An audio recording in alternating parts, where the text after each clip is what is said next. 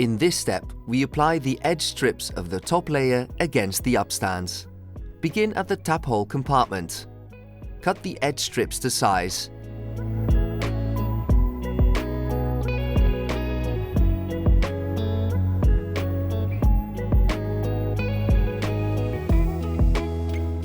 Then heat seal them to the upstand and on top of it. Leave a 100 mm margin on the roof surface. For a neat finish, you can always apply a chalk line when doing this. Repeat this process with all the other edge strips around the roof. Make sure the strips fit neatly together and into the corners.